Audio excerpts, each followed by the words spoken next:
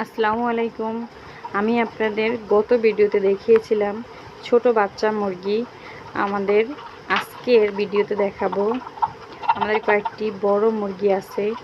এখানে 4-5টা মুরগি আছে, ডিম পাড়ে। এগুলা এদের আলাদা রাখা হয়। এর চেয়ে ছোট আছে যেগুলো আর কি ডিম পাড়ে না, 2-1 মাসের মধ্যে ডিম পারবে, সেগুলো আমরা আলাদা রাখি। এদের আলাদা আলাদা খাবার দিতে হয়। এই যে দেখতে পাচ্ছেন এখানে কয়েকটা মুরগি আছে। এই মুরগিগুলো 1 মাসের মধ্যে ডিম পারবে। এই মুরগিগুলো দেশি মুরগি, কিন্তু ওদের একটু খাঁচার মধ্যে আটকে রাখি যাতে ওরা বেশি ডিম পারে। দেশি মুরগিগুলা বাইরে ছেড়ে দিতে হয়। ছাড়া মুরগিতে লাভবান বেশি, খাবার কম লাগে। আমাদের এই মুরগিগুলা 16 থেকে 18টা ডিম পারে।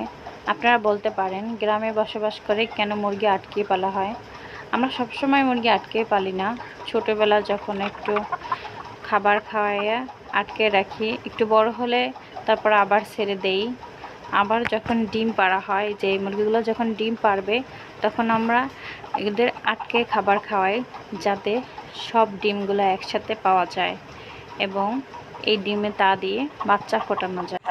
আমাদের আরও কিছু মুরগি আছে, সেইগুলো পরবর্তীতে ভিডিওতে দেখানোর চেষ্টা করব।